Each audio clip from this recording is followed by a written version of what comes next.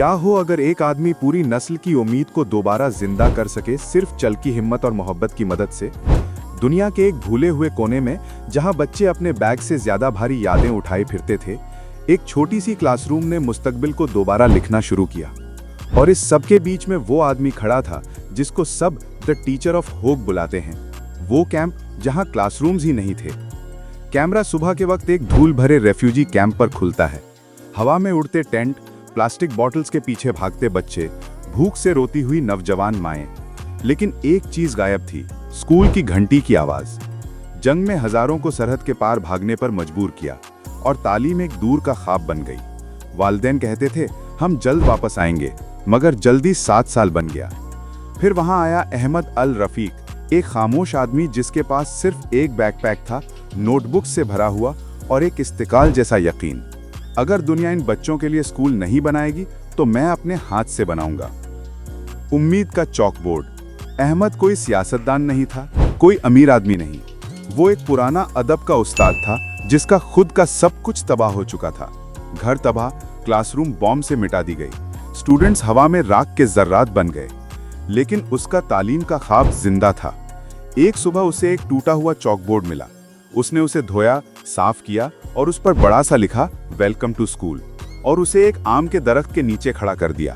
पहले दिन सिर्फ 2 बच्चे आए, फिर 5, फिर 50।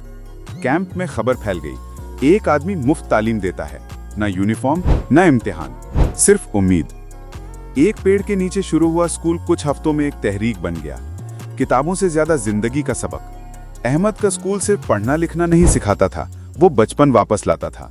साइंस खाली डब्बों से, ज्योग्राफी रेत पर खींचे मैप से, और शफकत अपनी मरहूम बीवी की कहानियों से सिखाता था। हर बच्चे को पहला सबक रहमत का मिलना चाहिए।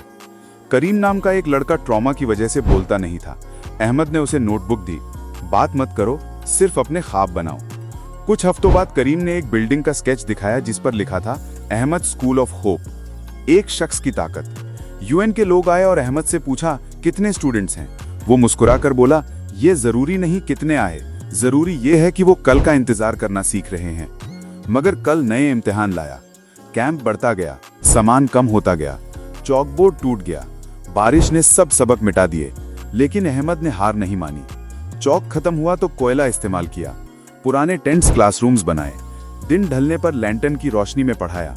रेफ्यूजीज ने उसका नाम रख दिया उस्ताद अमल, उम्मीद का उस्ताद। जब दुनिया ने फाइनली देख लिया, एक जर्नलिस्ट ने अहमद का एक छोटा वीडियो रिकॉर्ड किया जिसमें वो टूटे कार्डबोर्ड पर अलजेब्रा लिखा रहा था। क्लिप 24 घंटों में वायरल हो गई।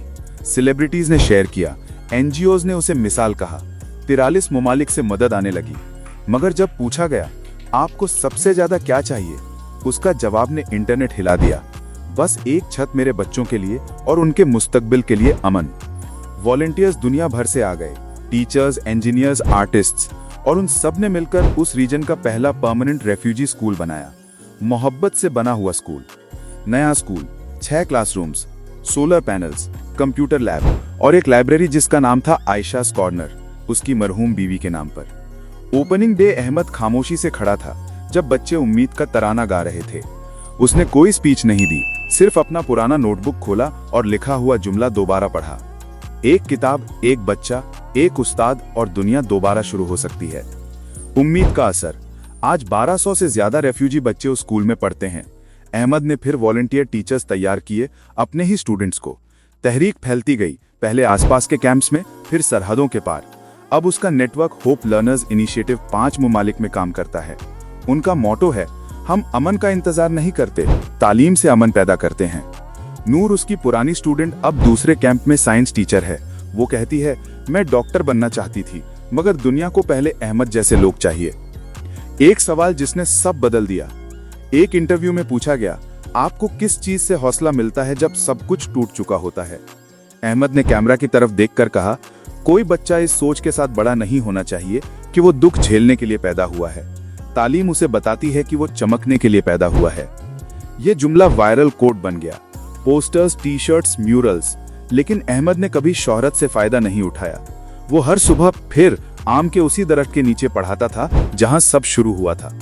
वायरल मोमेंट्स जो दिल पिघला दें। एक तस्वीर, अहमद पानी लाकर चौक पेस्ट बनाता हुआ, कैप्शन, जब चौक नहीं होती वो फिर भी पढ़ाता है। एक वीडियो स्कॉलरशिप मिलने वाली स्टूडेंट को गले लगाते हुए, कैप्शन 10th से यूनिवर्सिटी तक सिर्फ एक उस्ताद की वजह से। टिकटॉक ट्रेंड, लोग अपनी दीवारों पर लिखते हैं 1 person can make a world of difference. Hashtag teacher of hope. ये सिर्फ वायरल कंटेंट नहीं था, ये नेकी का सिलसिला था।